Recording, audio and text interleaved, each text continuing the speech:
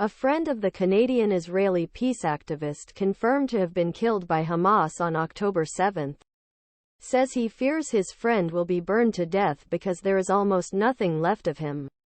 She wasn't Ed. She was Ed. Spiritual advisor and author Susan Lax told the Post on Friday about her late friend Vivian Silver, 74. Silver was initially believed to have been taken hostage by Hamas when the terror group raided his home in Kibbutz Be'eri in southern Israel on October 7.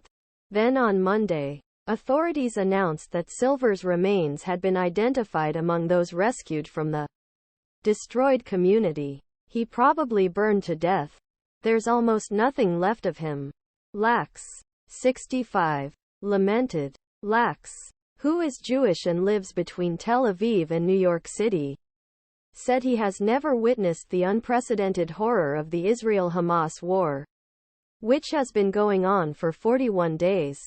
5. Vivian Silver, who once helped Palestinians get proper medical care in Israel, probably burned to death on October 7.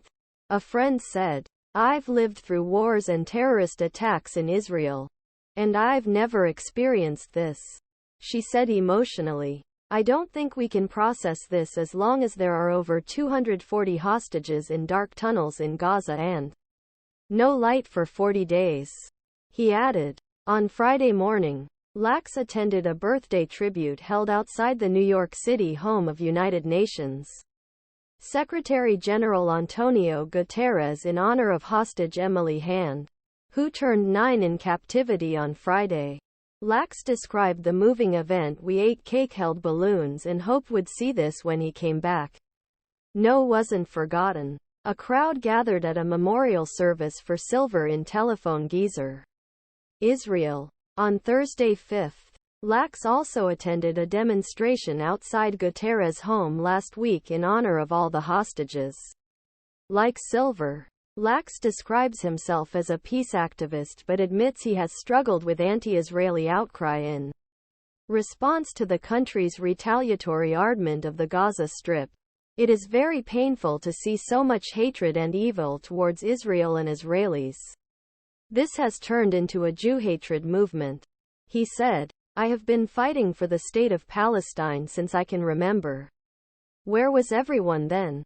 He continued by stating that pro-Palestinian protesters are making demands at the expense of the state of Israel. 5. Mourners embrace at Silver's emotional memorial service.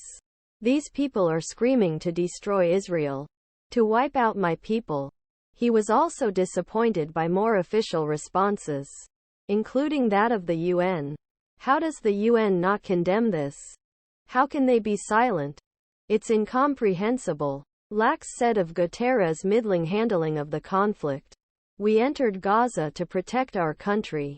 No other country in the world would sit there with terrorists at its door." He insisted, "Calls for a ceasefire in Gaza have become stronger than calls to condemn the. And that's where I am struggling." 5. Female paid peace members sing together in Silver's service while a woman plays the flut.